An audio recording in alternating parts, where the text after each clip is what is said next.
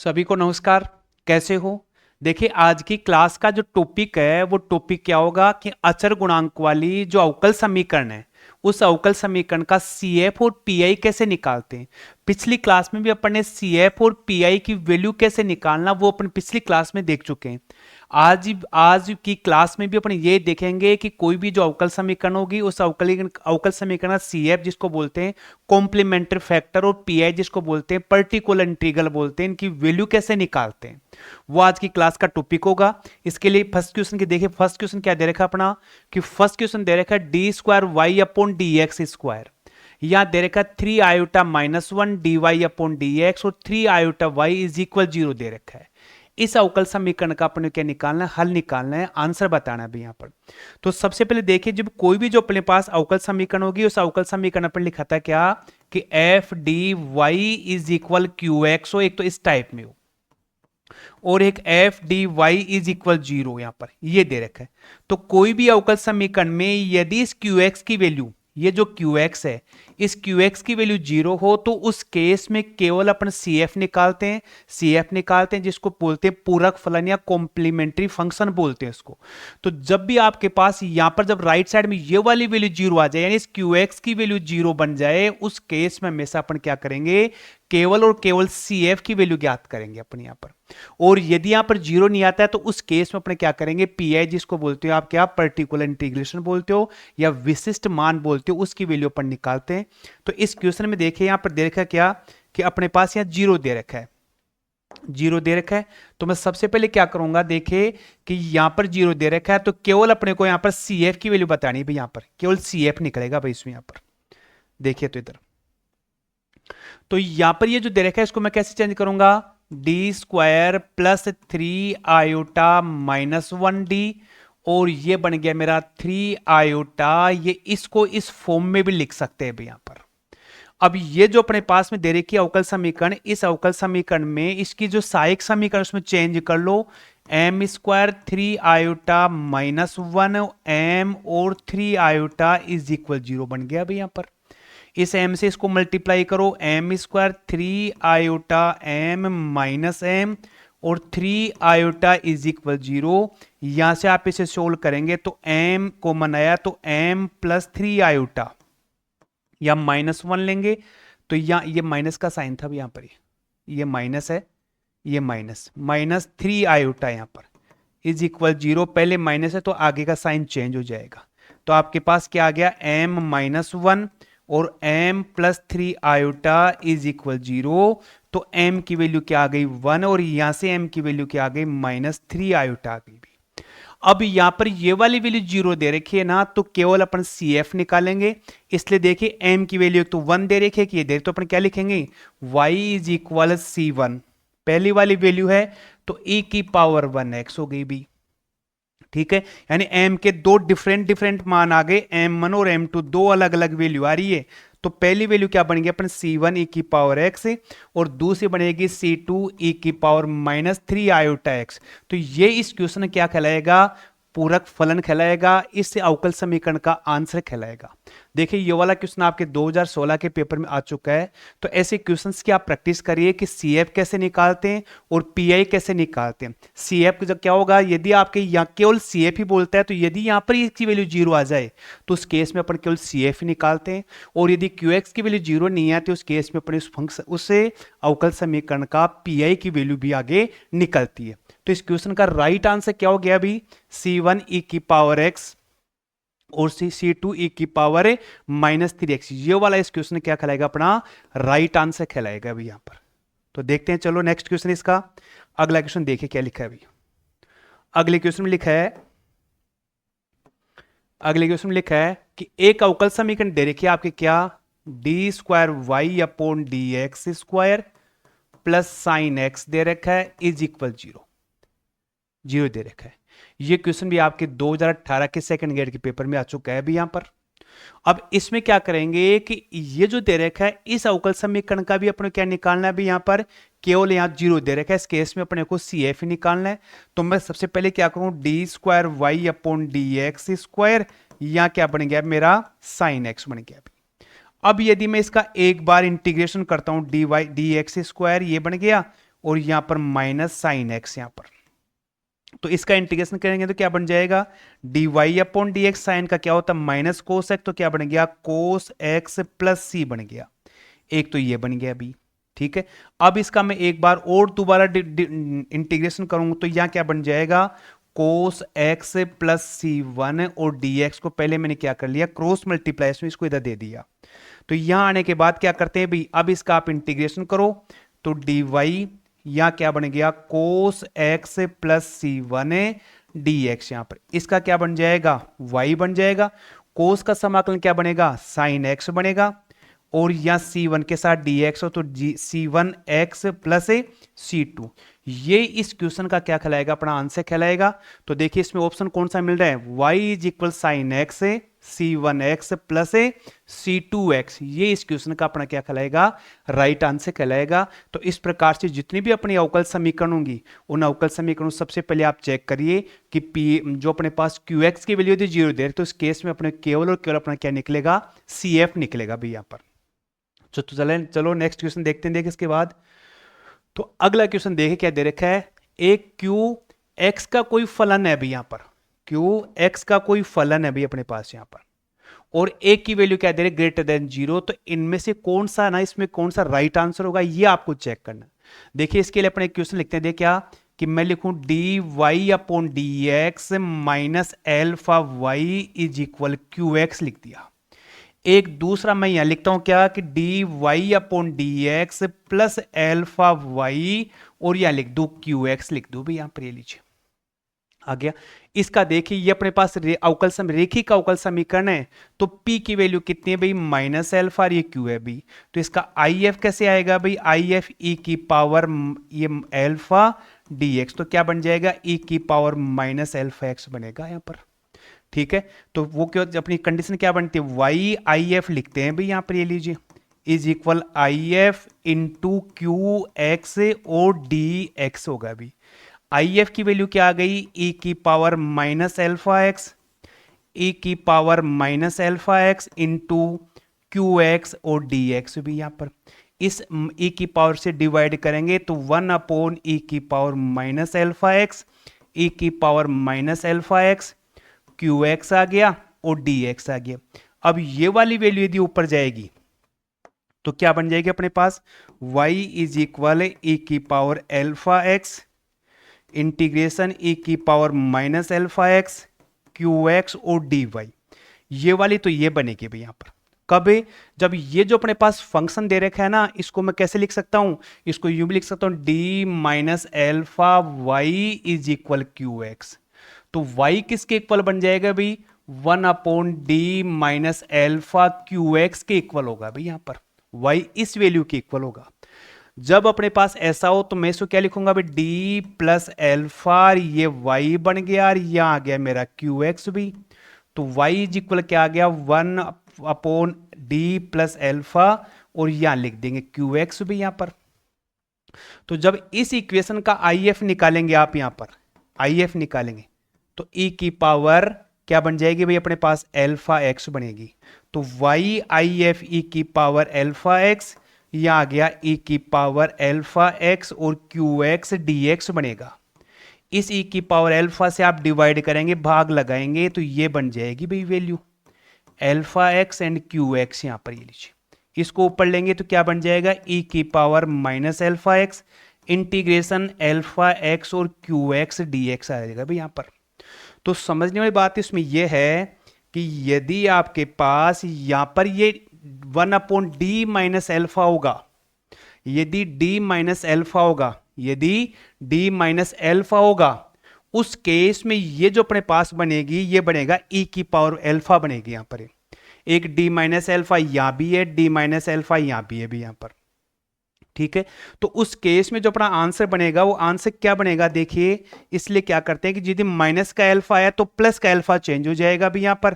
तो अपना आंसर क्या बना e की पावर एल्फा एक्स, e की power minus alpha X, Q x है भी यहां पर। तो इस क्वेश्चन का राइट आंसर ये बनेगा। और यदि आपके पास ये वाली कंडीशन आती है यदि आपके पास ये वाली कंडीशन आती है उस केस में e की पावर क्या बन जाएगी, माइनस एल्फा एक्स बनेगी, प्लस का एल्फा एक्स आगे आएगा। जब ये वाला आएगा तो यहां पर माइनस होना चाहिए था यहां पर, तो ये वाला ऑप्शन नहीं होगा इसका, ये वाला नहीं होगा, ये वाला नहीं होगा। अपने क्वेश्चन का राइट आंसर कौन सा हो जाएगा, ऑप्शन नंबर सी हो जाएगा यहां पर। तो ठीक है, चलते हैं नेक्स्ट क्वेश्चन में। अगला क्वेश्चन देखिए भी यहां पर क्या दे रखा है। अगले क्वेश्चन दे रखा है क्या कि आपके पास एक अवकल समीकरण दे रखी है भाई, ये लीजिए। ठीक है, इस अवकल समीकरण का आपको आंसर निकालना है, सॉल्यूशन बताना है। यहां क्या आ गया भाई, जीरो आ गया, मीन्स क्यू एक्स की वैल्यू जीरो आ गई भी मेरे पास यहां पर। तो मुझे केवल इस क्वेश्चन में सी एफ की वैल्यू बतानी है भाई, यहां पर मुझे इस क्वेश्चन में केवल सी एफ की वैल्यू बतानी है। अब सी एफ की वैल्यू कैसे आएगी वो देखते हैं, देखो इधर सुनो।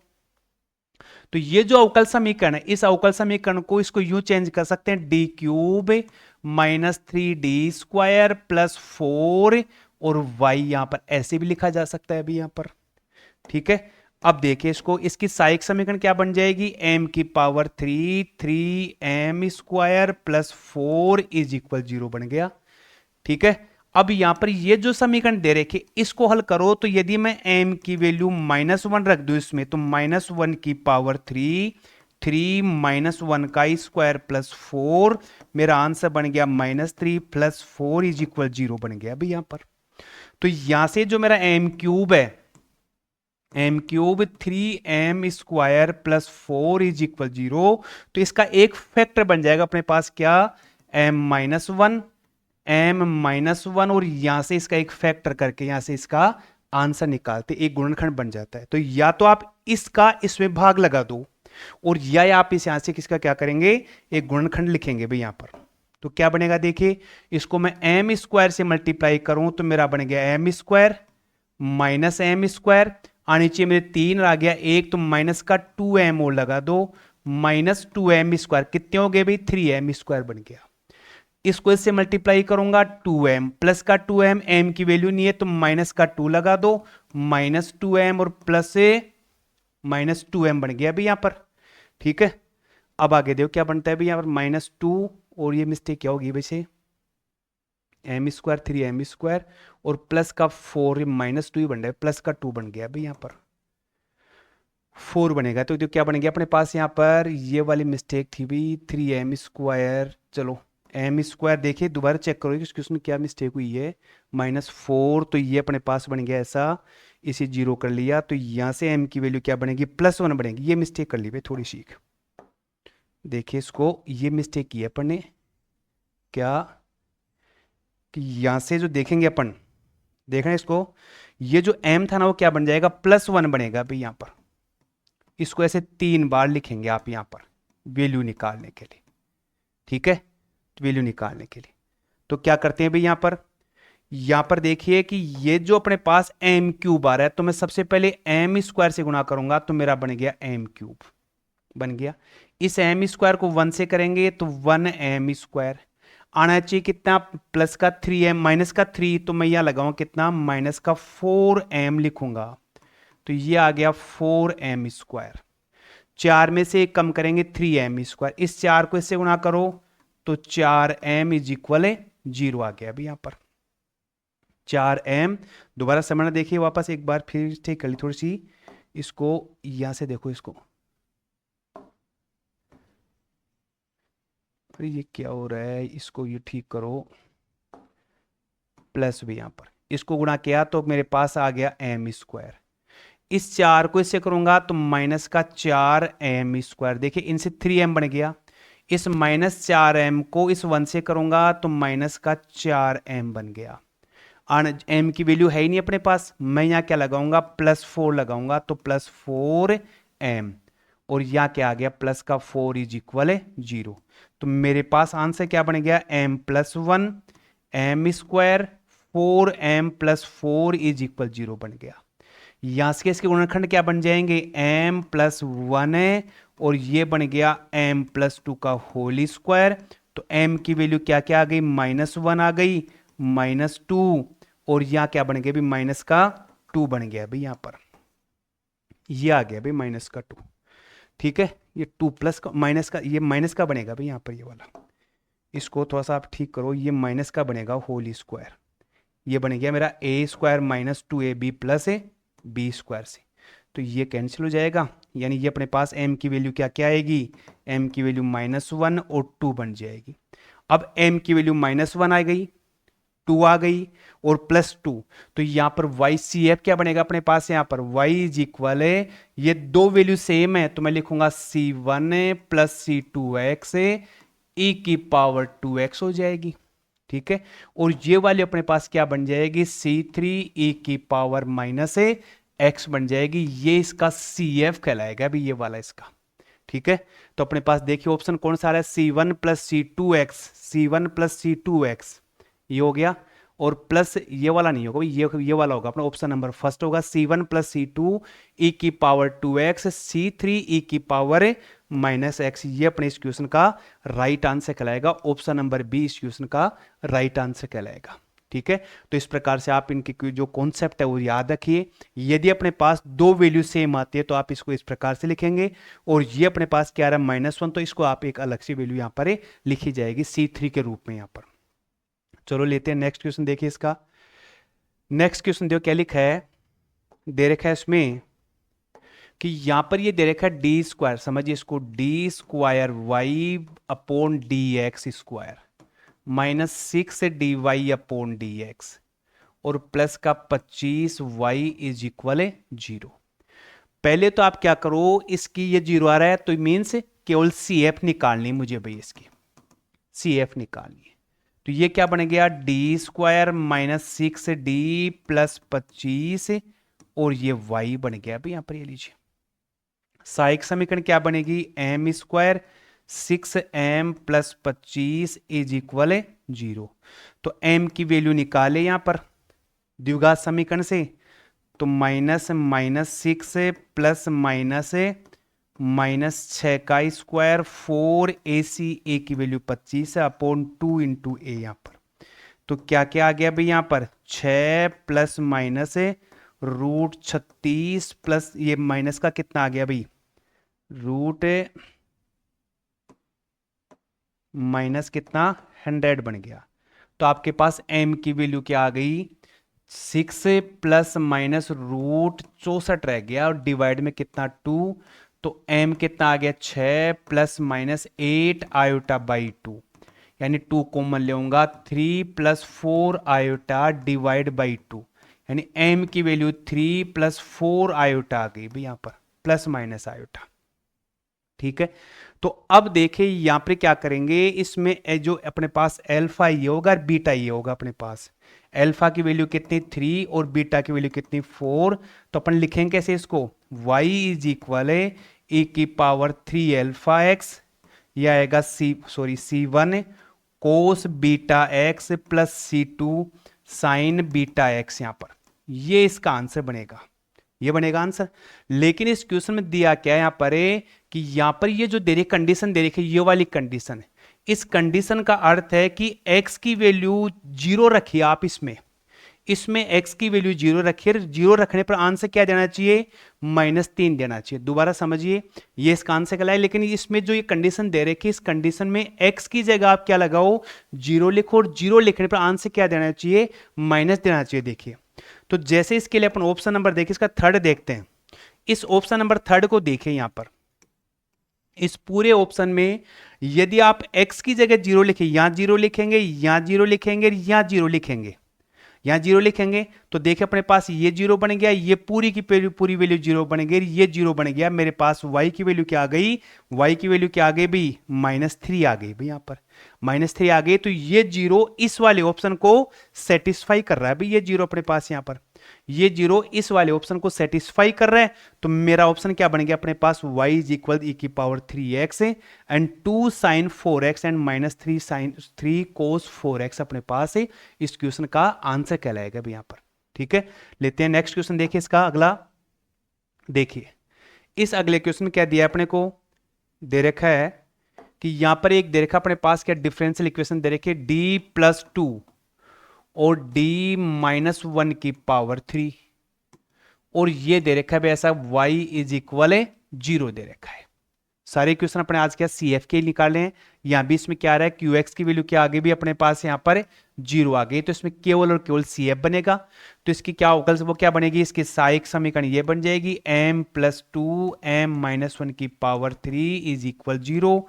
तो यहाँ से m की वैल्यू एक तो -2 आएगी, यहाँ +1 +1 +1 ये बनेगी भाई यहाँ पर। ठीक है, तो जब इस केस में ये तीन वैल्यू से हमारे एक अलग आ रही है, तो मैं कैसे लिखूंगा, y is equal c1 c2x और c3x²। तीन वैल्यू सेम है, दो ही वैल्यू होती तो मैं यहां तक लिखता, यहां पर ही क्लियर हो गया। अब x की वैल्यू कितनी है, 1 है, तो e की पावर 1x बन गई भी यहां पर। ये वाली वैल्यू डिफरेंट है तो मैं प्लस लिखूंगा, c3 तक हो गया, c4 e की पावर -2x। तो अपने पास ऑप्शन चेक करिए, c1 + c2 + c3x² e की पावर x। तो ऑप्शन नंबर फर्स्ट है ना, इस क्वेश्चन का अपना क्या कहलाएगा, राइट आंसर होगा। तो ये आप इस प्रकार से आप यहां पर क्वेश्चंस की प्रैक्टिस करिए, इनका कॉन्सेप्ट ध्यान रखिए कि जब m की वैल्यू समान आती है तो क्या करेंगे, m की वैल्यू डिफरेंट आती है तो क्या करेंगे, और यदि m की वैल्यू अपने पास में एक काल्पनिक होती है, उस केस में इसकी CF कैसे बनती है वो आप ध्यान रखेंगे, ताकि अपने इस क्वेश्चन को पूरा सोल्व कर सकते हैं। तो देखिए नेक्स्ट क्वेश्चन देखिए, अगला क्वेश्चन देखिए भी यहां पर, ये वाला। इस क्वेश्चन में क्या दे रखा है कि D4 + A4 और y दे रखा है, अभी ये लीजिए ऐसा दे रखा है। तो मेरे पास क्या बन जाएगा, ये M4 प्लस क्या बन गया, A4 इज इक्वल 0 बन गया भाई यहां पर, ये लीजिए। ठीक है, तो इस अवकल समीकरण यहां से आप m की वैल्यू निकालेंगे, और वो m की वैल्यू निकालने के बाद में इमेजनरी आएगी। इमेजनरी है तो इस केस में जब इमेजनरी आती है, यानी जैसे m की वैल्यू क्या आ गई, अल्फा प्लस आयोटा बीटा होगी, उस केस में क्या बनेगी अपने पास, यहां लिखेंगे e की पावर α x, यहां लिखेंगे c1 cos beta x, c1 cos beta x and c2 sin beta x लिखा जाएगा अभी यहां पर। और यदि अपने पास में यहां जो m की वैल्यू आती है अल्फा प्लस आयोटा बीटा, ये वैल्यू रिपीट होती है, सेम वापस यही आती है, उस केस में क्या लिखते हैं, y इज इक्वल e की पावर α x, यहां लिखेंगे c1 + c2 cos beta x plus c3 और c4 और साइन बीटा x, ये इसका क्या कहलाएगा, CF कहलाएगा, पर्टिकुलर CF कहलाएगा, कॉम्प्लीमेंट्री फंक्शन या पूरक फलन कहलाएगा। तो इस प्रकार से आप इस क्वेश्चन को देखना, सोल्व करना। यदि इसके बारे में आप सोल्व करिए, कमेंट करके मुझे इसके बारे में आंसर बताएंगे, तो इसका ऑप्शन आप इनमें से कौन सा ऑप्शन सेटिस्फाई करेगा वो आप इस क्वेश्चन को चेक करेंगे। तो चलो मिलते हैं नेक्स्ट क्लास में, आप इन क्वेश्चंस की प्रैक्टिस करिए, और केवल अपन क्या करेंगे, केवल और केवल जो अपने पास ग्रेजुएशन लेवल के टॉपिक है उन्हीं टॉपिक पर अपन हमेशा क्वेश्चंस के बारे में डिस्कस करेंगे। तो मिलते हैं नेक्स्ट क्लास में, तब तक के लिए थैंक्स।